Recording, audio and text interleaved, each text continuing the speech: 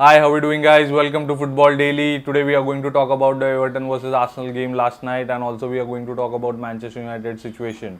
Now, Arsenal came into the game with win in the last game, and Everton are winless at home, and they were struggling to find some sort of result and also rhythm in their gameplay. And it was evident last night that Everton are struggling, and they are struggling big time. Arsenal won the game by 1 goal to nil. There were three things in particular to note from that game. One was David Raya in goal, second was Kai Havertz on the bench, and the third one was Martinelli getting off injured. Now, David Raya had a good debut last night. It didn't feel like Ramsdale was missing. David Raya was comfortable on the ball, commanding the box and commanding his defensive line pretty well. He didn't look out of place at any point of time in the game. Now, where does this leave Ramsdale? Now, I think the situation makes sense since Arteta, for me, the thinking of Arteta should be like, Ramsdale, you go play in the Champions League. We have a Champions League midweek game. You have worked hard for 2 years to get us into the Champions League. You deserve this. Maybe that was the talk behind the scenes for Ramsdale. Since we are heading into a 3-game week, so we need to do rotation. Might as well do it while the season is just starting. So that was one, and then the next one was Kai Havertz going onto the bench. Now again, this might have this should be the thing that Champions League is there midweek. Kai Havertz might play in the midfield in that match against PSV. So Fabio Vieira was playing instead of Kai Havertz in the game, and I have to say Fabio Vieira didn't look out of place.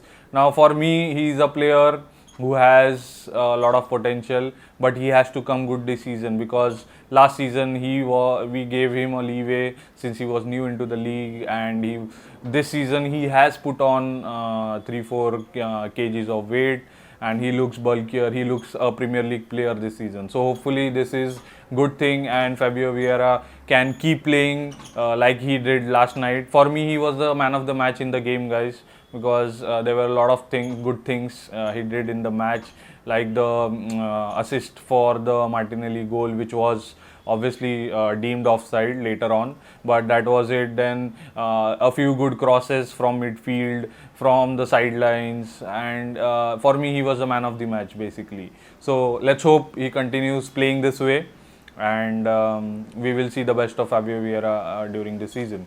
Now, the one important thing, the sad thing from that match was Gabriel Martinelli walking off injured. He got substituted, and the eventual player who got in instead of Martinelli was Trossard, and he scored the only goal in the game, which was the telling goal, and it was a win for Arsenal. Now, where does this leave Martinelli? Since there is a Champions League game coming up, maybe it was a precautionary thing to do, but if it is a serious injury, then Trossard has a chance to get into the team again, and we will see what the scans for Martinelli are, and how long he will be out of action. Right, that was the Everton versus Arsenal game. Now I come to the situation of Manchester United.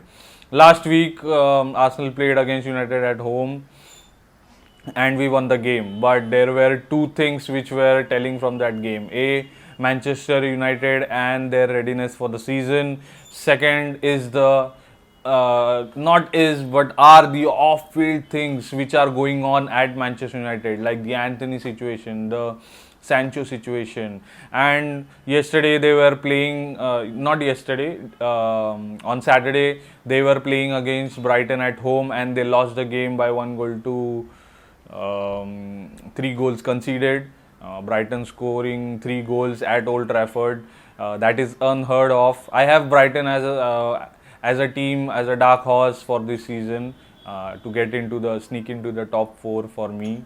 Let's see during the midway season what happens. But coming back to Manchester United, they lost the game by 3 goals to 1, which is not good. And Old Trafford conceding 3 goals is a big thing, and that too, no offense, but Brighton is one of the teams which doesn't traditionally come there and dominate games, but it wasn't that case. Brighton totally dominated that game against Manchester United, and these are worrying signs for Manchester United. Being an Arsenal fan, I am worried for Arsenal United, not Arsenal, but Manchester United, since they were our biggest rivals in the early 2000s, and also Arsenal and Manchester United share a similar pattern of drop off, since United had won the Premier League last in 2013 and Arsenal had won the Premier League last in 2003. So we share a similar drop off in the Premier League. So I do have a soft spot for United in that regard, but the things which are happening off field are not that great, because this is a pressure situation for Ten Hag. Now they have a home game, not a home game, an away game against Bayern Munich midweek, and Ten Hag has his work cut out for this game. If he loses this game, the pressure is only going to mount on him. Let's see what the team selection for him is going to be, but the situation is critical at Manchester United, and it is not a good thing, and it is not a good time to be a Manchester United fan right now. There is a lot of pressure on the players, there is a lot of pressure on the coach, there is a lot of pressure on the owners, everyone is under pressure, and the fans are not happy about the situation which is going on.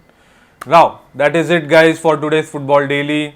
During the week we will come out with more news and updates regarding Arsenal and the Premier League.